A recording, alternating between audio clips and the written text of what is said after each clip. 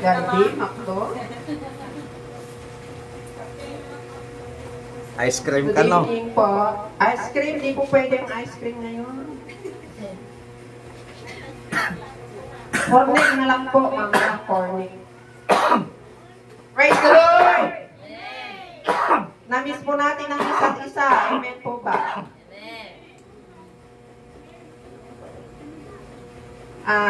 Pag-uusapan po natin ngayong gabi ay matatagpuan po sa John 3:16. Mapapaaga na po yung pang-February ko kasi mauuna na po ako.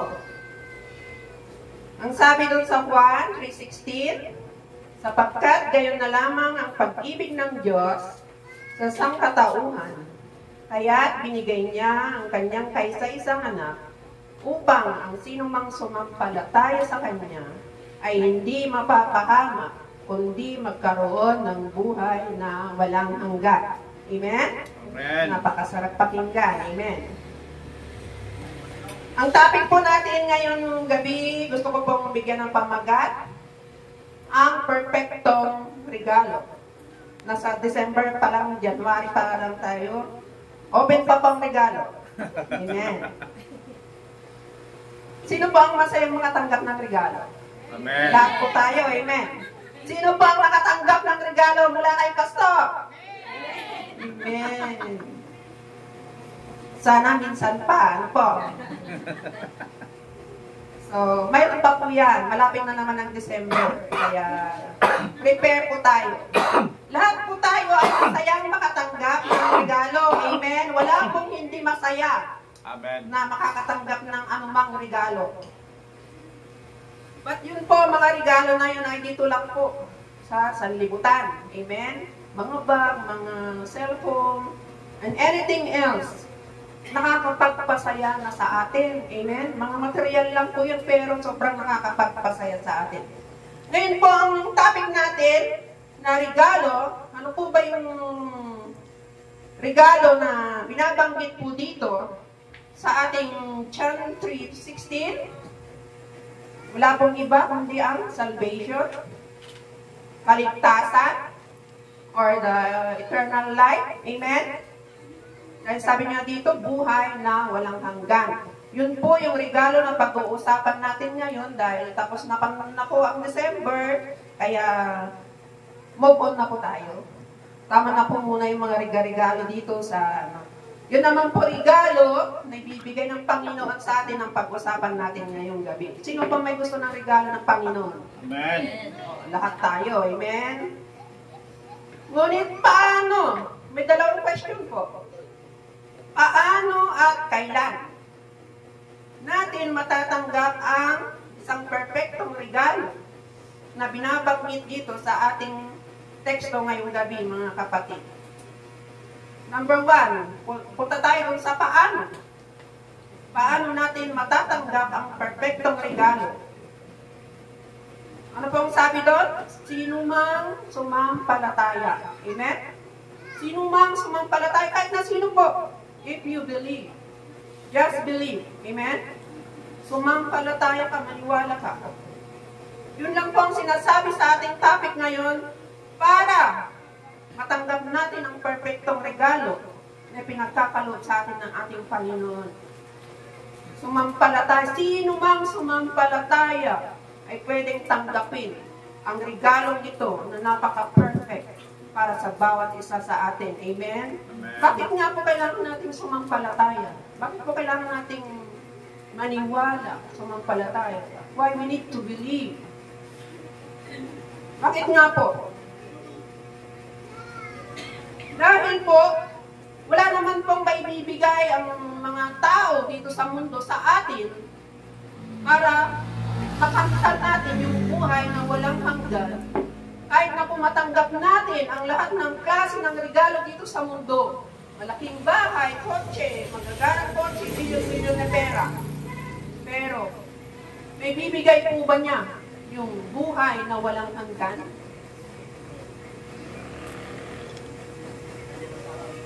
Makakamtan kaya natin? Magkakaroon kaya tayo ng buhay na walang hanggan kung nakatanggap tayo ng mga napakaraming regalo sa mundong ito? Sabi doon sa Matthew 16:26, sapagkat ano ba ang mapapala ng isang tao, makamtan man niya ang buong daigdig.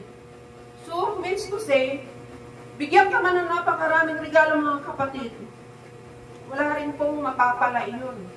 Wala rin mapapala ng isang tao, makamtan man niya ang buong daigdig. Kundi, mapapahamak naman ang kanyang sarili. Amen? Nakamit mo nga lahat dito sa mundo. Mapapahamak naman na yung sarili. Ang sabi doon sa Matthew, ano ang may bibigay ng tao kapalit ng kanyang buhay? Wala po. Mga simpleng bagay lang po yan, mga makabundong bagay, material na bagay, yun lang po ang nagpapasaya sa atin. Pero hindi po natin makakamit yung sinasabi dito na buhay na walang hanggan nang makapagbibigay lamang ay ang Panginoong Jesus. Amen? Yun lang po. You just believe. Kung paano natin matatanggap ang perfectong regalo, just believe. Sumampalataya ka lang, napakadali lamang po. Manampalataya lamang po tayo sa Panginoong Jesus. Then we can get that perfect gift from the Lord. Amen? The number 2, yung unang paano, yun nga po, just believe, sumampalataya. We got the number 2, kailan? Kailan mo na matatanggap yung perfect regalo na yan? Ang sabi doon, accept. Tanggapin mo si Jesus bilang iyong tagapagligtas. Yun po ang sinasabi sa ating topic ngayon. If you accept the Lord Jesus Christ as your Savior, bakit nga po natin kailangan ng tagapagligtas? Napapano po ba tayo at kailangan natin ng tagapagligtas? Ang sabi po sa Roma chapter 6 verse 23, sapagkat kamatayan ang kabayaran ng kasalanan. Amen. Alam naman po natin na tayo ay makasalanan, di po ba? Alam natin noon pa ninuno natin na tayo ay makasalanan dahil po sa unang ninuno natin. Kaya dala-dala na po natin yun. So ang sabi doon, kamatayan lang po ang kabayaran ng kasalanan. At lahat po tayo ay mamamatay. Amen po ba? Takot ba kayong mamatay? Yun po ang kabayaran ng kamatayan, kaya need po natin ang tagapagligtas. Amen? Namamatay ka man, pero ano pong liligtas ng ating Panginoon? Yun pong ating kaluluwa. Amen? Amen. Mamatay man po tayo, pag sure po natin na ligtas ang ating kaluluwa, no worries. Amen? Amen. Wala po tayong alalahanin na mamatay ka man kasi real talk naman po yun. We don't know when. Hindi po natin alam kung kailan darating ang kamatayan sa bawat isa sa atin. Pero, ang sure po doon, darating po tayo doon. Amen? Yun po ang sure. Kaya, kailangan po natin ng tagapagligtas. Kaya, kailangan po natin i-accept, kailangan po natin tanggapin ang Panginoong Jesus bilang tagapagligtas ng ating kaluluwa. Amen? Sapagkat kamatayan ang kabayaran ng kasalanan. Pero, kung mayroon po mga promise dyan, meron naman pong promise ang Panginoon na dapat po tayong kumapit sa promise na ito. Doon sa ito ang tinatawag na kanyang regalo, na kung ang kabayaran ng kamatayan, ang kasalanan ay kamatayan, meron naman pong kaloob ang Diyos na libre, walang bayad, it's a free, a perfect gift from the Lord. Ngunit ang walang bayad, sa letter B, Roma, ngunit ang walang bayad na kaloob ng Diyos ay buhay na walang hanggan. Amen. Amen? Sa pamamagitan ni Kristo Jesus na ating Panginoon. Yun lang po ang promise ng Panginoon na mamatay man po tayo dahil sa kasalanan. Pero nag-promise po ang Panginoon if we believe and if we accept Jesus Christ as our Savior, magkakaroon po tayo ng buhay na walang hanggan. Amen? Di po ba yun ang pinakamagandang regalo na hinahangad natin, tayong mga Kristiyano? Though we need naman yung mga material, but this is the very important in our life nowadays. yung buhay na walang hanggan na kailangan ma-sure po natin kung saan pupunta ang ating kaluluwa. Yun lamang po ay sa pamamagitan ng ating Panginoong Jesus. Kung ikaw sumampalataya at tanggapin mo na siya ang iyong tagapagligtas, I promise you and assure you, pupunta ka sa kanyang tabi. Amen? Kasama kanya. Pupunta tayong lahat sa Ama. Hallelujah. Just believe and accept. Amen? Ito po ang offer ng Panginoon sa atin na kailangan natin. It's up to you. Tatangkipin mo pa yung free gift niya.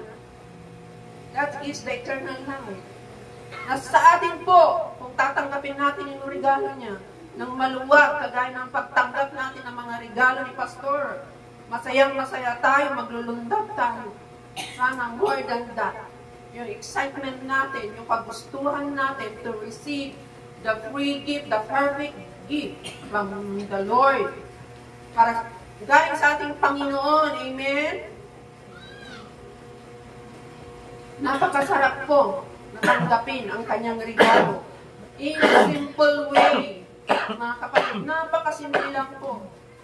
Sumampalataya lamang po tayo sa Panginoon.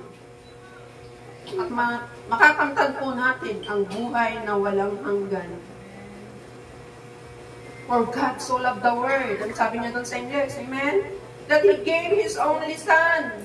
That whoever believes, whoever, sino ka man. Lahat po tayo may kasalanan. Pero sino ka man? Ano ka man? If you just believe and accept Jesus Christ, matatanggap mo ang perfectong regalo na ito ng ating Panginoon, ang buhay na walang hanggan. Amen. Hallelujah, hallelujah. Maiksi lamang po ang aking mensahe ngayong gabi. Pero sana po, iukit natin sa ating mga puso the only way para makamtan natin ang buhay na walang hanggan. Di ko po alam kung ano po yung sitwasyon natin sa gabing ito. Maaaring andito po tayo, pero hindi pa po natin tinatanggap ang Panginoong Jesus bilang personal mong tagapagligtas. Alam po natin yun sa ating sarili. So this is the right time. Kung kailan mo tatanggapin yung perfectong regalo, is the time when you believe and when you accept Jesus Christ. Yun na din po ang oras ng pagtanggap mo ng kanyang perfectong regalo. Hallelujah. Amen. Yun din po ang oras, minuto, segundo na tinanggap mo ang Panginoon, tinanggap mo po yung perfectong regalo na ino-offer ng Panginoon sa atin, na ito ay ang buhay na walang hanggan sa piling niya. Hallelujah, hallelujah. Shall we sing that song, kinanta ng worship? Hallelujah.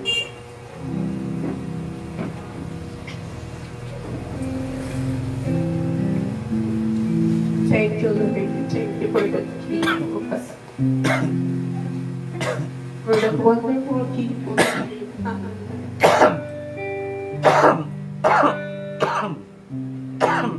Wala ang pag-asa po. Thank you, Lord.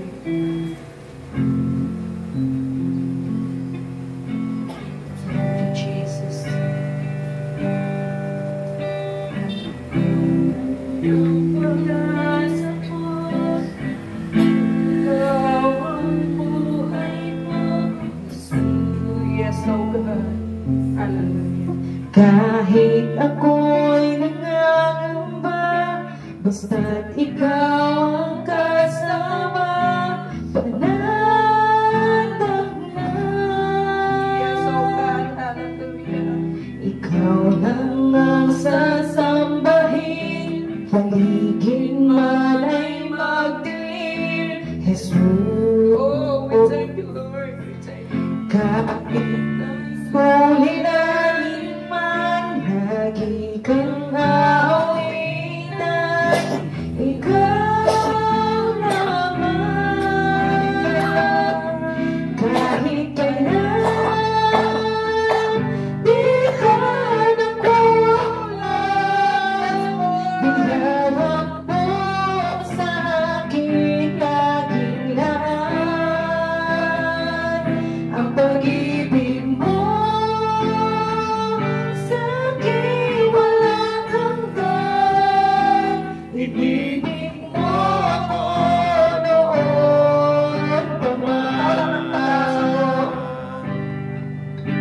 Ikaw lang ang pag-asa ko, tanging ikaw ang buhay ko, Jesus.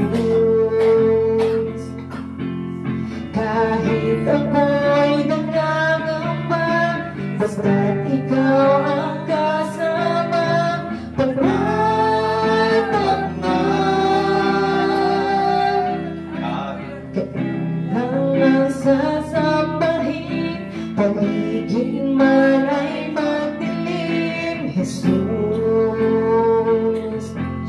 Kahit may suliranin man, lagi kang aawitan, ikaw naman.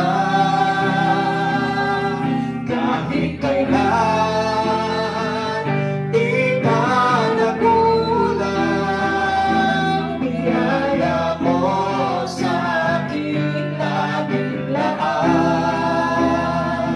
Ang pag-ibig mo sa akin walang hanggan, inibig mo ako noon pa man. Kapatid, sa gabing ito, napakaganda po ang mensahe ng Panginoon na tayo po ay kanyang pinapalalahanan upang ating tiyakin na tinanggap natin ang perpektong regalo ng ating Panginoon. Yung nangyari po sa California, ito po ay isang paalala po sa atin na dito sa ibabaw ng lupa ay wala pong paghabang buhay. Ang lahat ay temporaryo. Ngayon, hindi po natin alam kung kailan kukunin ng Panginoon yung buhay na ipinahiram niya po sa atin. But sana sa gabi po ito, yung salita po ng ating Panginoon, yung kanya pong regalo, yung buhay na walang hanggan, kinakailangang tiyakin po natin yung ating sarili na tayo nga ay tinanggap na natin yung kaloob, yung regalong yun ng ating Panginoong Kristo. Salamat, Panginoon, sa gabing ito, sa iyong mensahe na minsan pa pinalalahanan mo kami upang sa ganon ay amin pong tiyakin na kami nga ay tinanggap na ang iyong perpektong regalo sa aming mabuhay. Panginoon, anumang oras na kunin mo yung buhay na ipinahiram mo sa amin, ang mahalaga nun, Panginoon, yung buhay na walang hanggan na yung regalo ay tinanggap namin, Panginoon, at makakasama ka namin balang araw sa lugar na walang katapusan, sa lugar na kung saan ay wala na kaming alalahanin sa lahat ng bagay, sa lugar na kung saan makikita na namin ng mukhaan ang Jesus na nagligtas sa amin. Salamat ng marami, Panginoon, sa iyong lingkod na siyang ginamit sa gabi po ito upang kami po ay paalalahanan mo na iyong salita ka. Salamat po at pakuling ka pong kumilos sa aming mabuhay. We give you all the glory, honor, and thanksgiving. In Jesus Christ, mighty name we pray. Everybody says, Amen. Palakpakan natin ang Panginoon. Hallelujah. Praise the Lord.